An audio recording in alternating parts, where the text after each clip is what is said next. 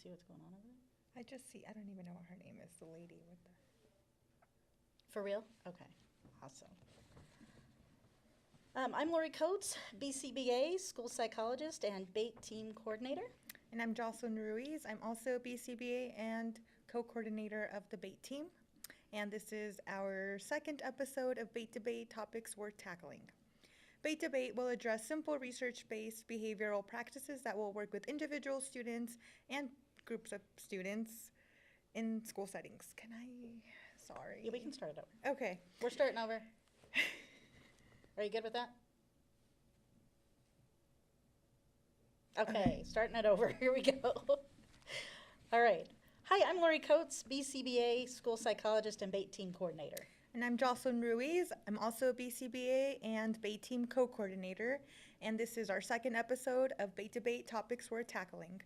BATE Debate will address simple research-based behavioral practices that will work with individual students or groups of students in school settings. The situations and questions will be adapted from what we are seeing and hearing in schools. These are common struggles with students of all abilities. Although they are simple strategies, they will be effective at decreasing challenging behavior and making your day just a little easier. Absolutely. We're excited to share these strategies to make them available to SPED teachers, gen ed teachers, and all school staff working in schools. We will occasionally have special guests from the field joining us, and we are excited to announce that we now have a place for you to submit your questions. You can send us an email at the batedebatepodcast@gmail.com. We look forward to hearing what you guys have going on.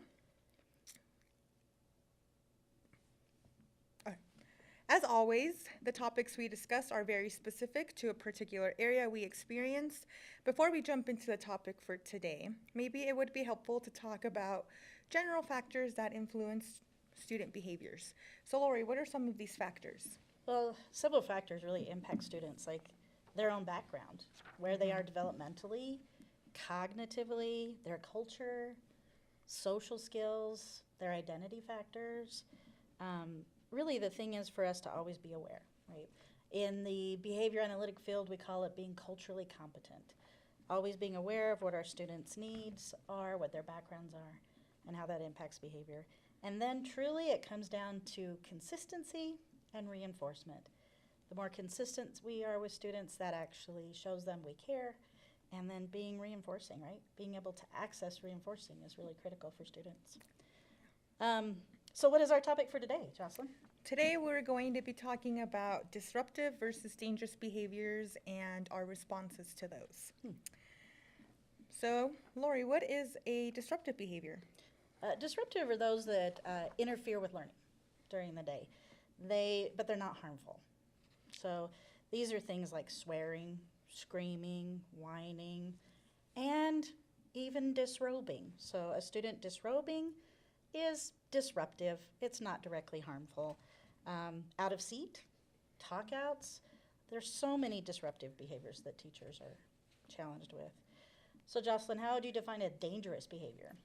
Dangerous behaviors are those behaviors that are potentially harmful or have a significant potential to cause serious harm. Some examples of behaviors that we would consider dangerous are hitting, kicking, biting, using items as a weapon, eloping can also be considered a dangerous behavior. Yeah. So how do we know why do we want to know if it's disruptive or dangerous? I think that's what helps us know how to respond. What's my level of response?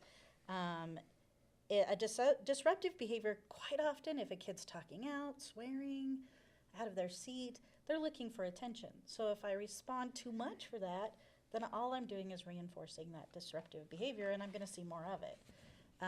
If it's a dangerous behavior, I really do need to know that safety is of concern, and I need to be responsive to that safety concern.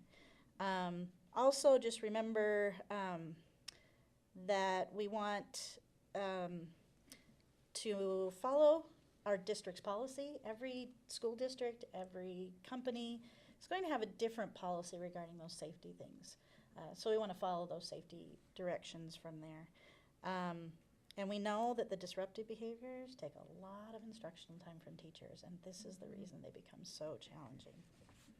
Yeah, those inconvenient behaviors. I heard a staff call it inconvenient behaviors one time, and Yeah, I think that's the perfect word to describe I think- disruptive behaviors. I would definitely agree, and I think those are the ones that teachers are really struggling with most in their classrooms.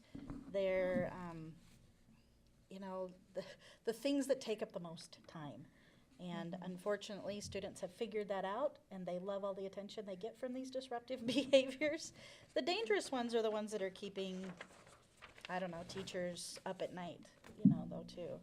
So, when we talk about some of those levels of response, right, we want to remember their history again. So let's talk about elopement. Is elopement a dangerous behavior or a disruptive behavior? Well, I think depending on the student and the situation, elopement could be just disruptive or it could be dangerous. Exactly, and I think that's the piece that is hard for teachers. As soon as the student leaves the classroom, it feels dangerous. When I had a student several years ago who always ran and hid behind the red couch in the office. That was just disruptive. Even though he's out of the classroom and people wondered where they were, we finally figured out he was always going to the same space. So it was disruptive, and he got a lot of attention from us looking around for him. So, Probably loved all that attention. you know, Yeah. that's what people are looking for, right? Yeah, That's yeah. definitely what people are looking for. When it comes to like chairs and desks, though, you know, sometimes students tip them, but sometimes students actually throw them. So deciding if the tip is dangerous or is it disruptive? At that point, a teacher has to make a judgment call. Yeah. And that's really hard. So again, I just want to, as we talk about disruptive versus dangerous, I just want to reiterate that every company, every school district is going to have their own crisis response program, and we need to make sure we're following those safe practices with students. So that's our episode for today. Yeah. Jocelyn. I want to thank everybody else for joining us in this episode of Bait Debate. We're excited to have this opportunity to take a moment to evaluate the severity of behavior as a primary key in managing behaviors in schools. We hope the information presented was meaningful to you all today, and we also have lots of exciting topics we'll be covering through the school year to keep you and your educator friends reeled in. Be sure to like, share, email questions, and we'll see you next time on Bait Debate. All right. That's one. That was one. Let me get mine. Oh, I'm sorry. I needed to Oh, no, I think get. it's hard. So, are you guys expecting us to move on to the other ones, or?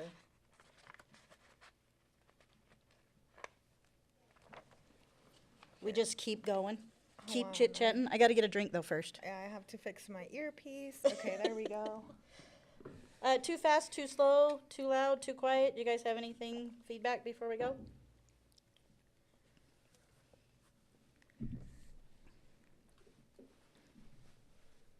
Okay. Okay. I appreciate feedback.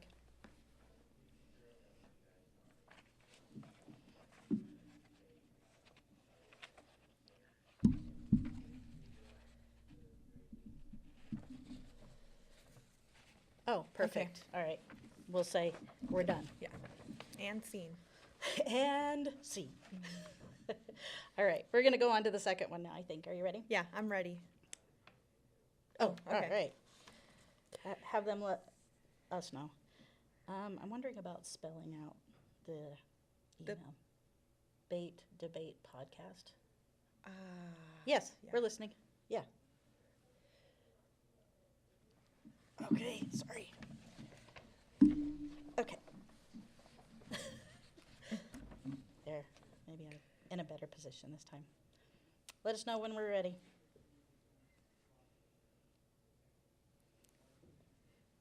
I know I have to keep looking at you, so sorry if it becomes awkward. No, I've been trying to look at you. too, Okay. So if it feels awkward. I did not do great at the beginning, so You didn't think so? I kept looking at the paper. I felt like you did good. Yeah. Well, and I get the opportunity at the beginning just to look and listen.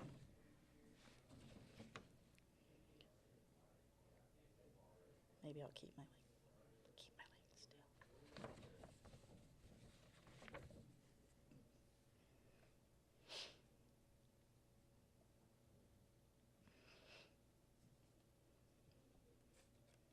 Wonder how long that was. It didn't feel very long. It didn't. And I thought we were going to get closer to getting long, Yeah. because we definitely added more to it. Mm-hmm. Maybe with empathy we can just talk more about how important it is. Mm-hmm. Yeah. Excellent. Thank you. Here we go. I'm Lori Coates, BCBA school psychologist and BATE team coordinator. And I'm Jocelyn Ruiz, BCBA and co-coordinator of the BATE team. And this is our third episode of BATE Debate, topics we're tackling. BATE Debate will address simple, research-based behavioral practices that will work with individual students or groups of students in school settings.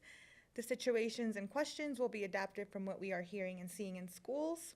These are common struggles with students of all abilities, and although these are simple strategies, they will be effective at decreasing challenging behavior and making your day just a little easier. Exactly. We're excited to share these strategies to make them available to SPED teachers, gen ed teachers, and other staff working in schools. We will occasionally have special guests from the field joining us, and we're also excited to announce that you can now submit your questions by emailing us at batedebatepodcast@gmail.com. That is BAITDEBATE podcast@gmail.com.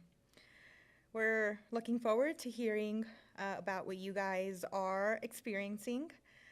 So please be sure to send us your questions.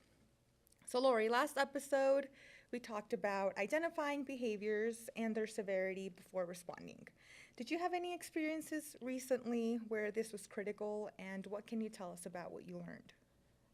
It seems like that we're always having this experience, right? Like, for instance, earlier today, actually, having an experience of a student who eloped. We talked about elopement last time. And the student went into a gym area where it was easier to contain where she was and watch for her safety. And so it made us a little more, I think, relaxed than the last time the student had eloped, because last time the student eloped off campus. So the previous time was dangerous. Yes. This time was disruptive, so this time we could do a little bit more of a less intrusive intervention and wait for her to respond to the direction. That's awesome. Yeah, that's great. Yeah, I had a similar experience too with elopement yesterday, actually. Really? Yes, in my situation, we had a student who had eloped to the playground, and we were able to kind of contain him by also withdrawing the attention and providing it when needed. But then there was a moment when the student started walking to the street, and in that moment we were like, we don't care about the attention that we're going to provide to the student right now, because this is a safety issue and we need to respond at a higher level. So we definitely ran and gave that student all the attention that he was looking for, which sometimes is going to happen. Exactly, because a student being safe is more critical than anything else. Yes. And it seems like right now, in at least our area, we're hearing a lot about students eloping or running away. It seems like that students have figured out that this is a way for them to escape what's going on, or also have adults paying attention a little bit. They kind of like the game of chase.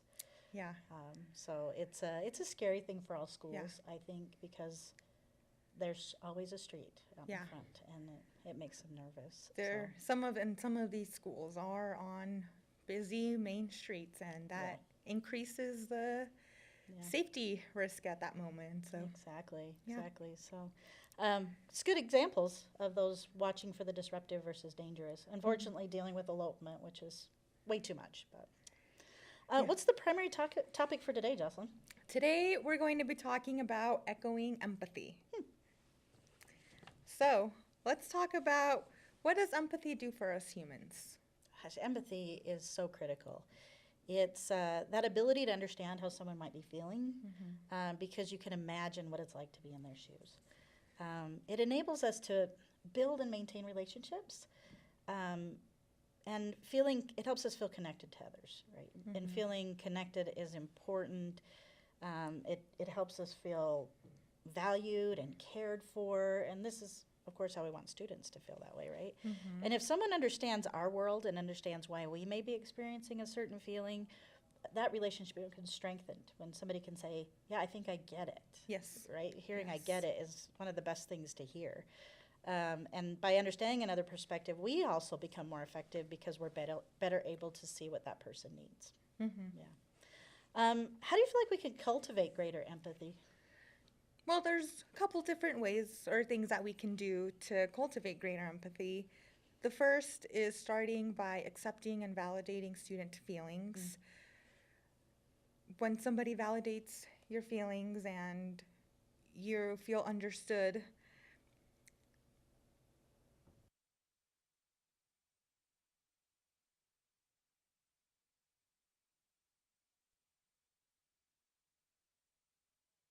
okay. How can we cultivate greater empathy, Jocelyn? Well, there's a couple different things that we can do to cultivate greater empathy. The first is start by accepting and validating student feelings. When somebody validates the way that we're feeling, it makes us feel more understood and helps us feel like we can get through what we're experiencing. Abs- Yeah. Oh, go ahead. Yeah.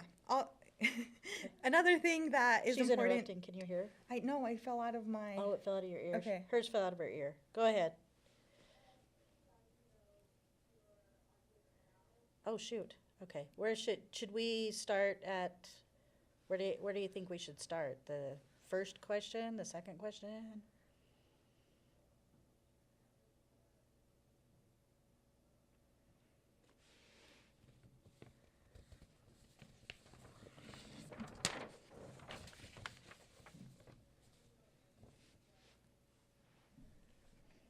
Okay. So maybe we start at that question. Will that work?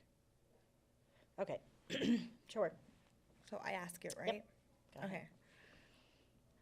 What does empathy do for us humans? Empathy is such a critical component to relationships. It's the ability to understand how someone might be feeling, because you can imagine what it would be like to be in their shoes. It enables us to build and maintain those social relationships, and it helps us feel connected, right? Because we feel valued and cared for. That's very critical. When someone understands our world and they can say to you, "Oh, I get it," right? That's one of those really critical things that helps you feel like you're okay and you're safe. And if we can understand someone else's perspective, is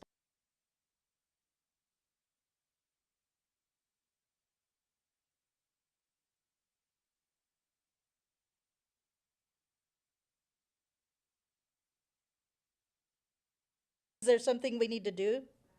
Oh. Oh, shoot. Is there something we need to do different for the audio to stay?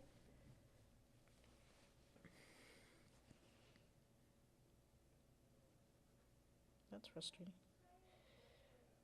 Okay. Maybe it doesn't, maybe the audio just doesn't like my answer. Could be. All right, we'll start at that question again. Okay. Hold on, I need to. Jocelyn shifting. Okay. These are better notes. She's got better notes there. Okay, All right.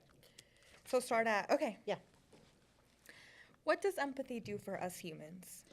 Empathy is that ability to understand how someone might be feeling, because we can imagine it in our minds, right? To be in their shoes. Empathy enables us to build and maintain those social relationships. It's the ability to feel connected. Once we feel connected to somebody and we feel valued and cared for, then we're more likely to do things, right, for someone else, and we're more likely to want to be in a give and take relationship. Yes. So when somebody gets us and says, "Hey, I get it," we feel much more connected. I feel like we can achieve more. Absolutely. And you're more effective as an adult working with children. So when we come to that empathy, which we'll talk a little more about, is that you're going to be more effective if you understand what they might be feeling. Absolutely. So, Jocelyn, what are some ideas on how we can cultivate greater empathy? Well, there's a couple different things that, as educators, we can do to cultivate greater empathy. The first is starting by accepting and validating student feelings. Yeah. Just validating sometimes can be enough to let the student feel understood. And when they feel understood and staff reaffirm their needs or their interests and make suggestions rather than impositions, the student is more likely to engage or comply with what you are asking them to do. Absolutely. We also should try to take the student's perspective and understand their world. Yes. Kids have hard lives. Yes, they really do. And taking a moment to think about what they go through in their homes or in their communities and how that affects their behavior is important, because that helps us be more compassionate about the situations that they may be experiencing, and then in turn we become more compassionate towards them as well. Do you think in that there's a little bit of that part too of that adults sometimes think kids have it easy? Because you mentioned kids' lives are kind of hard. They have it easy, right? Because right now they're not walking up walking to school up a hill both ways in the snow. You know, that whole thing where we talk about, your life is much easier than ours ever was. But students right now children have so much coming at them that they're trying to process. And so I think it's important for adults to step in that world for a minute, right? Yeah. Yeah. Yeah, there definitely is a lot of trauma things that are affecting students nowadays. So, yeah, as educators, you mentioned in a previous podcast about being culturally competent, and I think that Yes. also comes into play when we talk about empathy. Yeah, absolutely. Yeah. Absolutely. So some other things we can do to cultivate greater empathy are listening and ask questions. One of my favorite quotes recently has been from Ted Lasso. If you watched Ted Lasso, it's a great show. If you haven't, you're missing out. But one of the quotes that Ted Lasso in one of the episodes says is, "Be curious, not judgmental." Yes. And I really love that because it helps me remember to ask questions, maybe figure out what's going on in the student situation, and not just assume that the student is behaving the way that they're behaving because of things that I think are happening. Yeah. Or that you think that they're against you. Yeah. You know, a lot of times I think because staff are not curious, they feel like they're being attacked by a student. Right? And really the student's just feeling some big feels. Yeah. Yeah. So listen and ask questions. Be aware of your biases. Sometimes we may have some biases that Yeah. we are reluctant to think about. Yeah. But, taking some time to reflect on some of those things is also important because they could be affecting the way that we are managing behaviors. They really could. That's two more things. Working on building and rebuilding those relationships that may have been ruined in the process. And we'll talk about a couple different strategies too that help staff build or again rebuild those relationships when they've been effective. And then the last thing, and to me just very important, is choosing empathy. Making that choice every day. Yes. Yes. Absolutely. Um, Because we can make that choice or we cannot make that choice. yes. Yeah. So I choose empathy when Okay,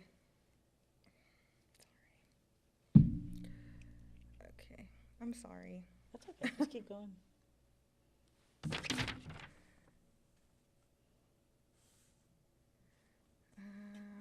Okay.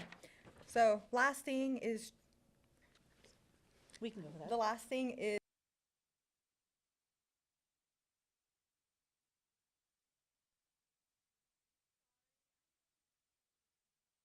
You're doing fine. Where did it cut out for us? Where do we need to start?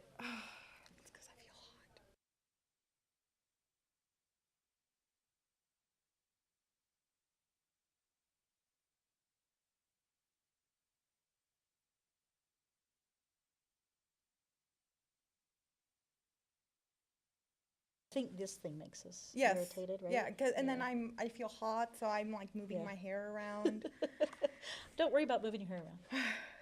But then I move this, Oh, then you and then move I that. get distracted, and Yeah. I find it, I don't know, for me, I'm just like engaged in the conversation. Yeah. And that's I helping know. me a little bit. and I forget. Can we go back to talking about relationships? We can. Do you want to Okay. like go back to that question? Maybe. Well, there is another question of what can we adults do to increase positive relationships? Okay, maybe because that's where I wanted to say this part to respect, but sometimes getting respect isn't enough because then they'll work harder. Is that okay? Okay. So that could be there. So yeah, we don't have to. I can just go choosing empathy and talk about Go mine. choosing empathy. Okay. We'll start with that part. You'll just start with last but not least. Okay. YouTube cut program too. Well, this is fun. We like it all. I'm sorry, you guys. Well, that's okay. If there's something we need to do differently, you just let us know.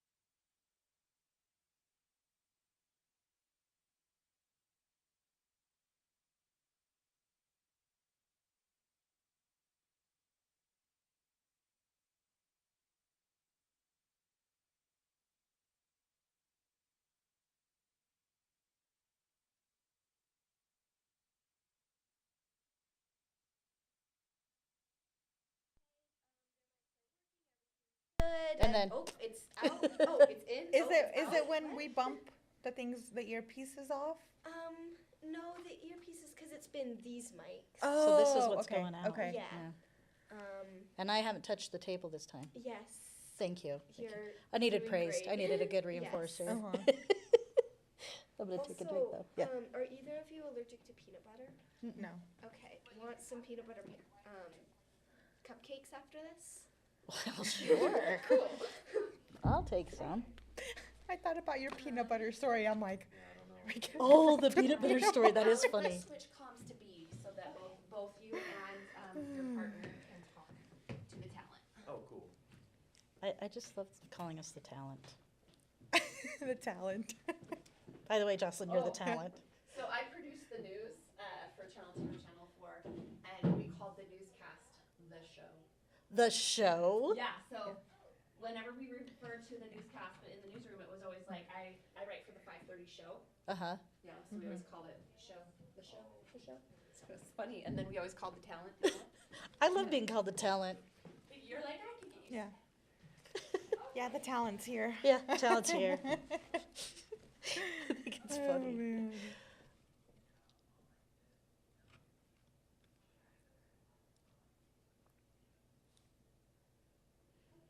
We hear you, by the way. Okay. Yep. Yeah. Yeah. How's the mic? Good.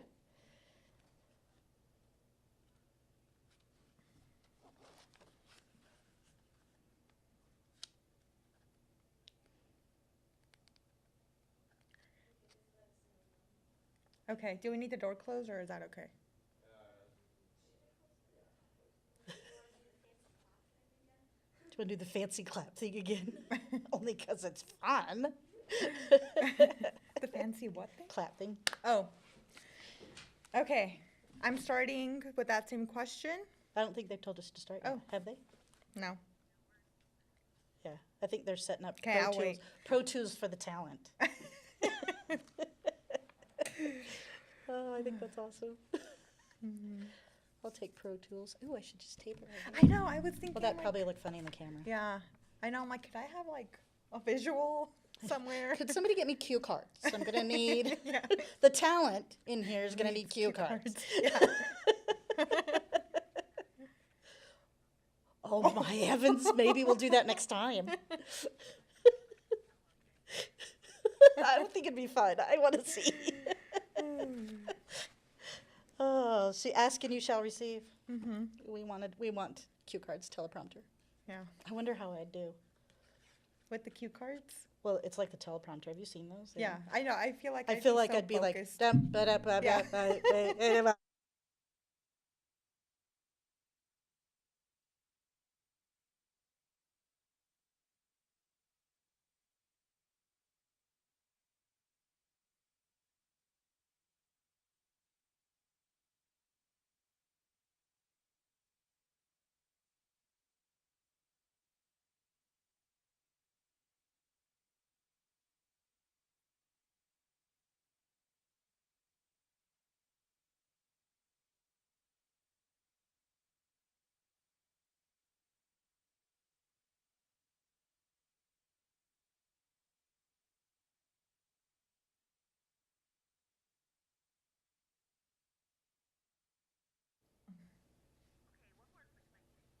Okay, Okay, mic check. miking, checking. We just want to have fun. That's it. Yeah, we're fun talent.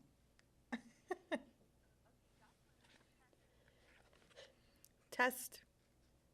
Test. Did I pass? Okay. Okay. Keep talking. Oh, keep talking? Yeah. Okay. Oh, man. Okay. Okay. Okay. Now you can stop. Okay. Okay. Perfect. Let me adjust my chair, maybe. Okay. We'll just have to look at each other through the thing. Yeah. Just let us know when to go.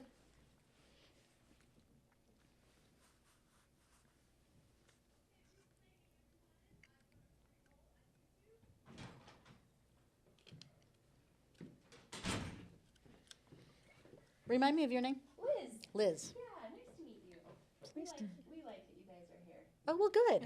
It gives our students tons of practice. Oh, they're getting all kinds of practice. And it's just fun to be able to say that, they did a podcast. And Well, we're all over it. We are so excited.